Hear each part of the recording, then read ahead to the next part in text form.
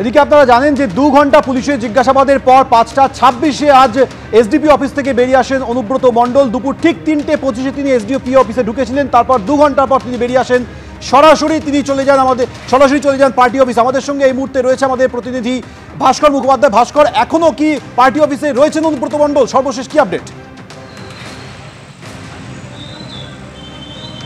একদমই, এখনও পর্যন্ত অনুব্রত মণ্ডল পার্টি অফিসে রয়েছেন এবং তার যারা ঘনিষ্ঠ নেতা রয়েছেন তাদের সঙ্গে আলোচনা করছেন পরবর্তী পদক্ষেপ কী হবে। এবং আজকে যে পুরো ঘটনা এবং যেটা আমরা জানতে পেরেছি, এই ঘটনা কলকাতায় জানানো হয়েছে, দলীয় সূত্রে তাদেরকে জানানো হয়েছে কী কী আপডেট রয়েছে সেই বিষয়গুলো, অর্থাৎ তাকে কী জেরা করা হয়েছে, তিনি কি উত্তর দিয়েছেন, পুরো বিষয়টি ডিটেলস জানানো হচ্ছে।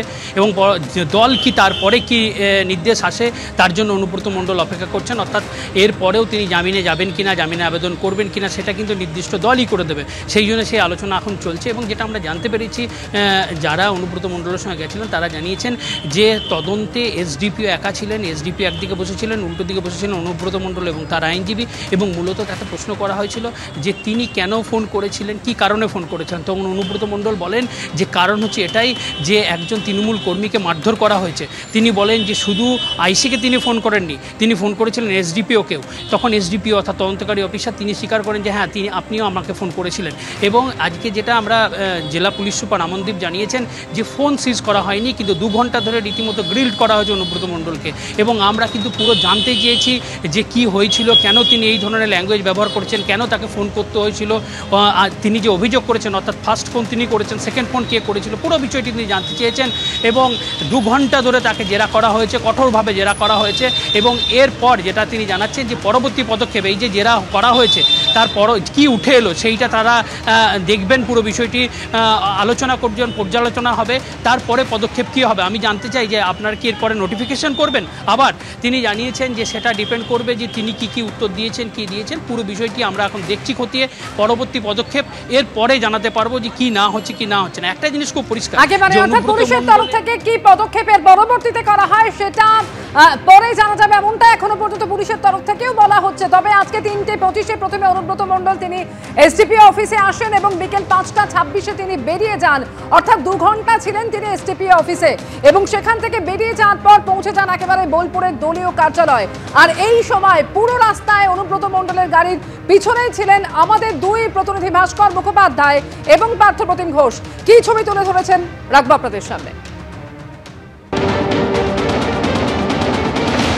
বেরোচ্ছেন এই মুহূর্তে অনুব্রত মণ্ডল এসডিপি অফিস থেকে বেরোচ্ছেন তিনি। আমরা দেখতে পাচ্ছি যে 2 ঘন্টা জিজ্ঞাসাবাদের পর অনুব্রত মণ্ডল তিনি কিন্তু বেরোলেন এবং তিনি এই মুহূর্তে এসডিপিও দপ্তর থেকে বেরোলেন। অনুব্রত মণ্ডলকে জিজ্ঞাসাবাদ করা হলো, আমরা দেখতে পাচ্ছি এই মুহূর্তে অনুব্রত মণ্ডল তিনি বেরিয়ে আসছেন। 2 ঘন্টা জেরা এবং জিজ্ঞাসাবাদের পর অনুব্রত মণ্ডল তিনি কিন্তু বেরোলেন।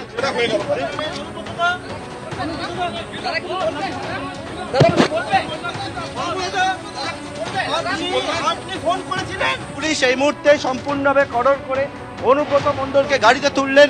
আমরা দেখতে পাচ্ছি যে অনুব্রত মণ্ডল 2 ঘন্টা পরে জিজ্ঞাসাবাদের পরে বেরিয়ে এলেন। যদিও বারবার জিজ্ঞেস করা হচ্ছে অনুব্রত মণ্ডল কিন্তু কিছু জানাচ্ছেন না।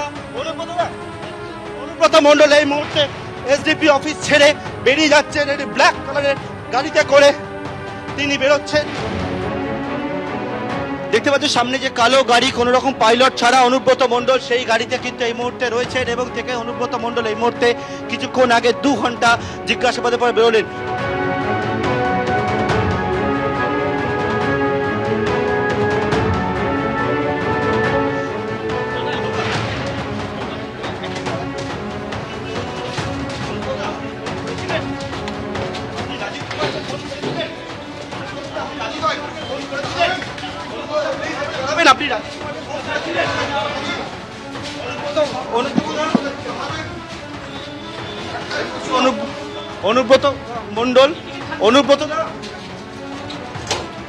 অনুব্রত মণ্ডল কোনো প্রশ্নের উত্তর দিলেন না।